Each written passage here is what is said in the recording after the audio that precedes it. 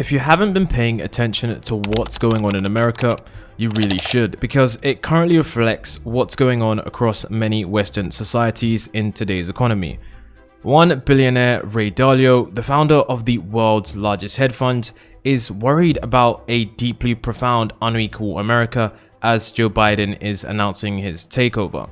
You see, if we look at what's going on in America right now, many people think we're actually jumping right out of the pandemic. But if you've been paying close attention to the statistics, you'll know that this is getting much worse. One key thing that I've been seeing happening right now in America is the insane levels of poverty that are going to be coming and increasing going into 2021. And this is something that is increasingly scary as more Americans get desperate for food and essential items. So this article right here is something that scares me. Even though I don't exactly live in America, the situation over in the United States is one that is extremely concerning, because America is a country which is supposedly one of the greatest countries in the world. And when things like this are happening, it leads me to believe that there is going to be some severe change coming into 2020. The article states hedge fund billionaire Ray Dalio warns that political and wealth gaps in the United States could lead to conflict and even a form of civil war. And I don't think this statement is far from the truth, and I'm gonna explain why. There's some key points that he covers in this video, and what he talks about is very, very interesting. Although he seems to miss out some key points that I'm pretty sure you all want to know about, this is something that is definitely extremely worrying. One of the main things that we're going to look at here is the lack of employment and productivity. So one thing that we do know is that the COVID-19 crisis brought about so much unemployment. Not only was so much people pushed out of industries and pushed out of certain jobs, some industries are never coming back again. We know that restaurants across the world, even in the United States alone, around 2.2 million are projected to close. And even though there is a vaccine in the works, it doesn't seem to be getting any better. So the lack of employment and productivity is going to put a really big dampener on people's productivity and people's mental health. If you haven't heard the countless stories of many individuals going through depression, anxiety, many business owners, there are so many different people that are losing their livelihoods, all thanks to a virus. And what's worse is that this is happening at the worst possible time ever. This is happening during the 2020 presidential election. And the reason I don't really like this presidential election, not that I've liked the other ones, is because this presidential election has been really polarizing. Ray Dalio states, if you look at the map, the election map that is, you see red and blue, but you don't also see how red the red is and how blue the blue is. Dalio said that people are more intransigent in their views than ever before, and this is true.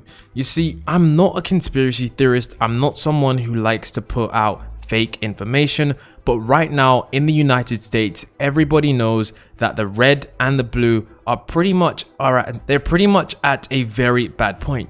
You see, right now we have Trump on the right and we have Joe Biden on the left. And one thing we can't agree on is whether or not this election was stolen. One thing that I honestly try to do is when looking at things such as an election being stolen, I always try to maintain a balanced sort of stance, because it's very easy to fall on either side. You know, it's very easy to say Trump just didn't win and he can't accept the fact that he lost, and it's also very easy to say there are mountains of information that clearly supports election fraud, which there is, which is very concerning, because there's evidence on Trump's side which is highly convincing. And the thing that scares me about this is that if this is actually true, it would mean that US elections are something which are completely rigged. I mean, if they rigged the 2020 election, what sort of connotations does that bring for the potential future? Is that going to change how US elections are going to be? Are there going to be some investigations? Are we going to see some people put in jail? Is Trump going to be re-elected? The outcome of this is going to be absolutely insane. And the thing that really scares me is that there's so much information that this election was stolen. Even if it wasn't, it's very interesting that they aren't looking into it, which is very, very, very scary, because if I was someone that was on the right, I would be very frustrated with the country, because there has been so many different economic policies and stuff that you are possibly looking forward to for the next 4 years, only to have it possibly stolen by a rigged election. And if you're on the left, you're very angry because you're just thinking someone such as Trump is simply just standing in the way of what could be a better future for you. Either way, whichever side you are on, there is a huge level of frustration and anger in both sides. Now, I personally don't really take an active role in politics, but I do know that right now, whichever side you are on, it's definitely going to be an interesting outcome. This article continues to state that Dalio has been warning for months of severe outcomes like revolution or civil war as a range of crises impact the United States. The pandemic, a weakened economy, government debt, political divides, and income inequality. In an interview with Khan Academy founder Sal Khan earlier this year, he said that the American dream does not exist right now, which could lead to the collapse of capitalism. He described income inequality as a national emergency. If you don't have a situation where people have opportunity, you're not only failing to tap into all their potential that exists, which is the uneconomic, you're threatening the existence of the system. And this is something that I realized myself. Right now, there is nearly no opportunities to create wealth in America. Now, of course, there are still several opportunities out there, but these are constantly dwindling. Imagine you're a business owner and 2 years ago you started your restaurant business. But 2 years into the future, you're in 2020 and you're being told by government politicians that you need to shut down your business. What's going to happen to the hope and the sort of American dream that many Americans look up to? That is one of the main parts of living in America. One of the main benefits is the opportunity and the great benefits of capitalism that America provides. When you remove this, it's sort of like removing people's end goal. And this sort of goal keeps the economic system turning. When you have this goal removed, the economic system somehow could collapse. And what's worse is that many people are being plunged straight into poverty.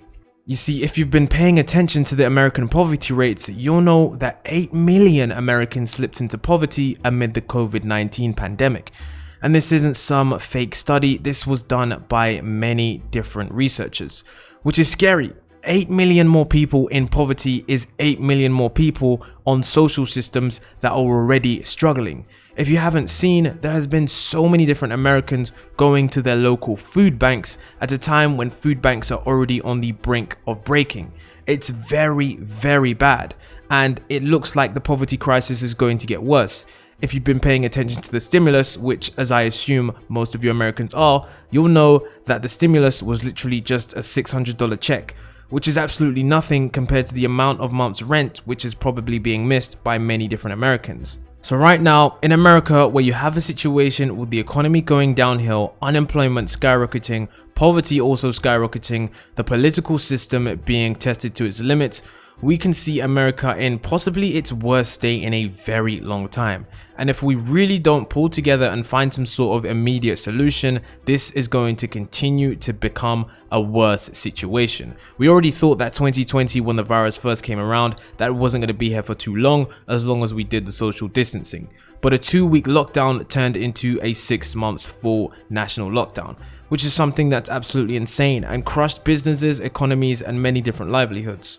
Right now, we don't know what's going to happen in the future with the United States. One thing I would say is that I do hope it gets better, because this situation, nobody's winning. The only people that are winning are possibly the billionaires of companies such as Amazon or companies that are pretty much digital. And we all know that the local businesses, the mom and pop shops, they're not online. They're the shops that need to stay open, that need the foot traffic, and those are the shops that drive America's economy upwards. But when they're being closed and when all of these politicians are forcing them to stay shut, it does provide a really hard argument as to how this situation could possibly get better. Looking at the COVID-19 graph, you can see that the daily cases in the United States are continuing to increase. With everything we discussed in the previous video, it really just is a depressing time right now to be an American. And I can completely understand why. I really do hope going into 2021 that there is some sort of structural change that allows Americans to come out of this pandemic entirely. And I do honestly think that drastic measures are really needed to change the situation, because previously we thought this is going to be a small situation and now it's dragging on for nearly almost a year. If politicians and those in control don't act soon, we could be seeing this span out over 3 years perhaps, and that's something that nobody wants. Can you imagine the COVID-19 pandemic being dragged out for that long? No theaters, no going out, no livelihoods, all of these things continuing whilst many other nations have seemingly handled the virus well. It's just something to consider.